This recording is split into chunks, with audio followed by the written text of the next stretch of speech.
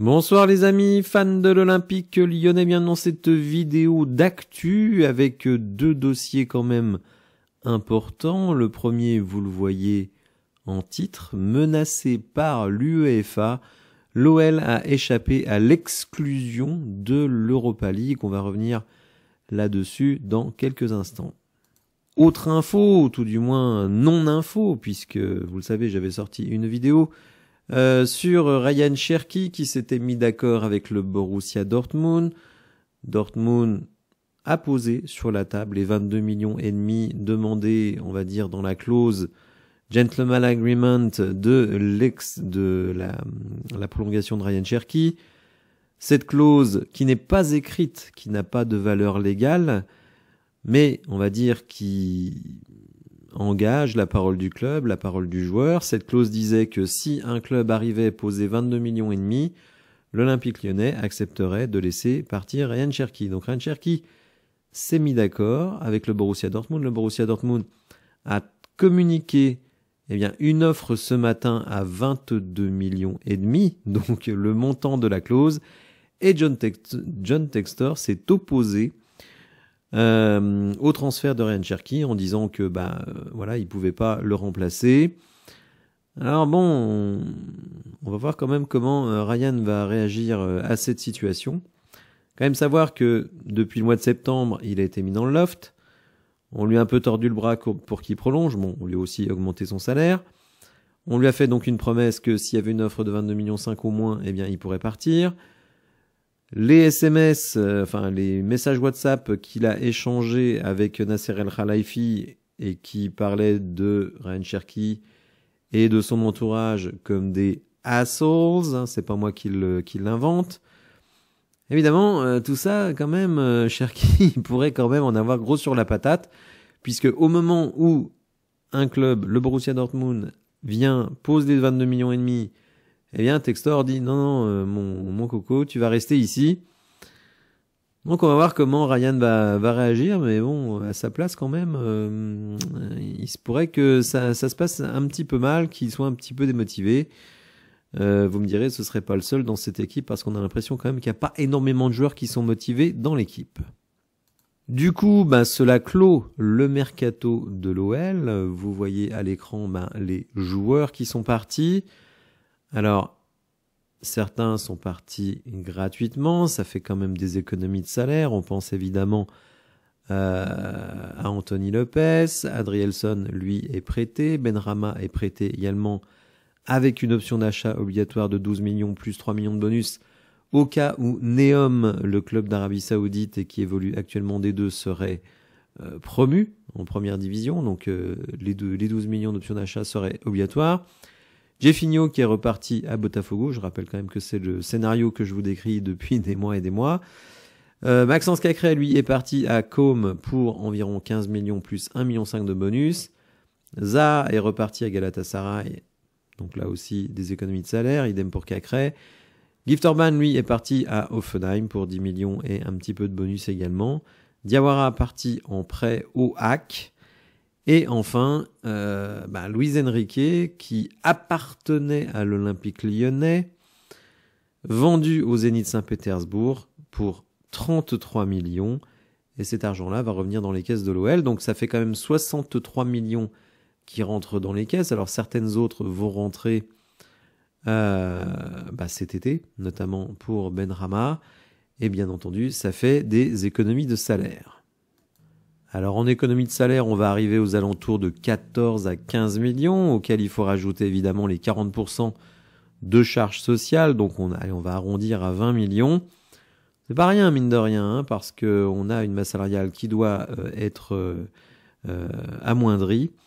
Et évidemment, ces transferts ramènent donc 63 millions dans les caisses et vont faire des économies de masse salariale d'environ 20 millions.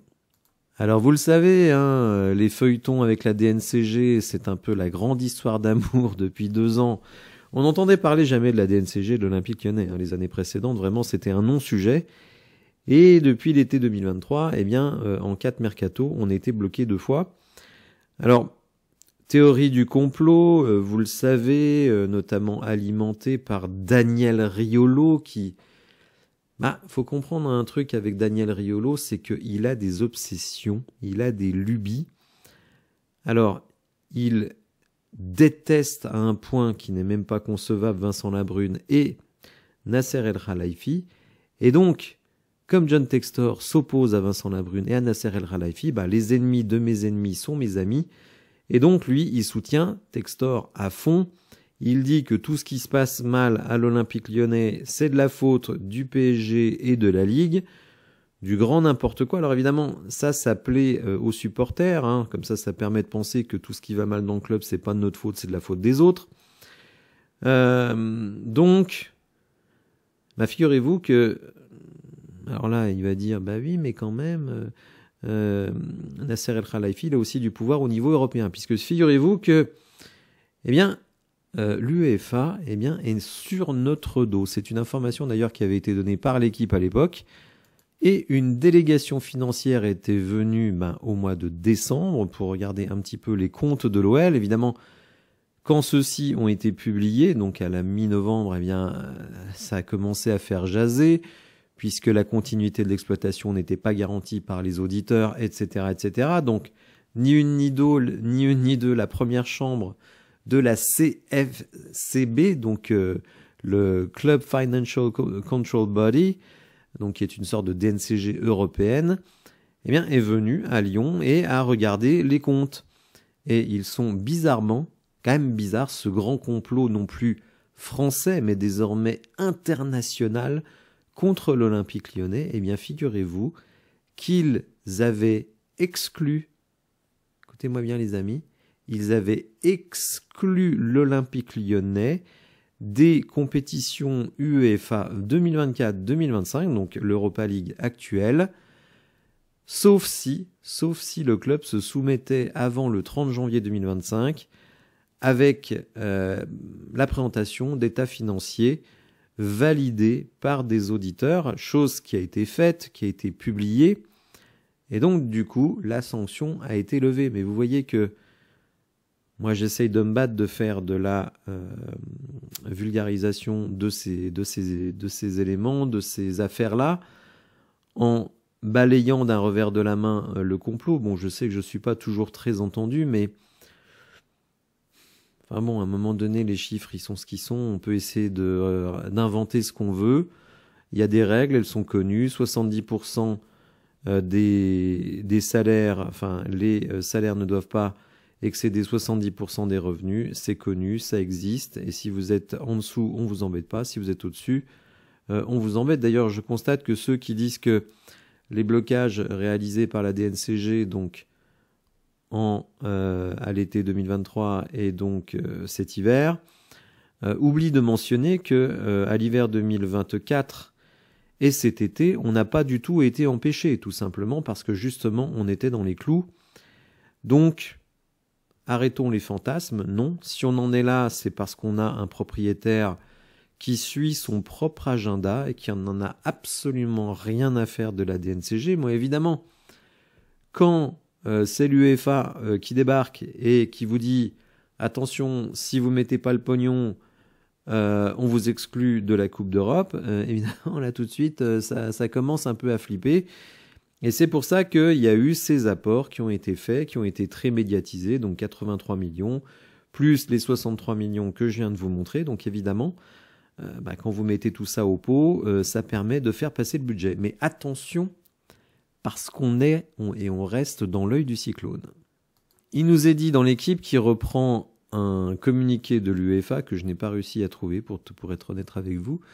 Donc, la première chambre de la CFCB procédera désormais à un suivi minutieux de la conformité de l'Olympique lyonnais aux exigences de la durabilité financière conformément au règlement de la licence des clubs de l'UEFA et de la durabilité financière. Donc, vous voyez que l'UEFA est sur notre dos. Alors, moi, je vais vous dire, d'une certaine manière, c'est une très bonne chose.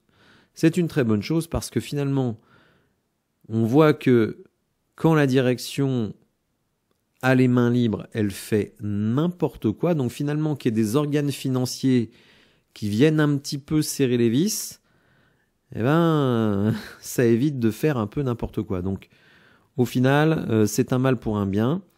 Mais sachez-le, si l'argent n'avait pas été apporté, si les comptes n'avaient pas été certifiés par les commissaires aux comptes, eh bien, on ne disputait pas le 8e de finale de l'Europa League, histoire de rajouter encore un peu de crise à la crise, mais vous le savez, Alexandre Lacazette nous l'a dit, nous ne sommes pas en crise, tout va bien, le club, l'OL n'est pas malade.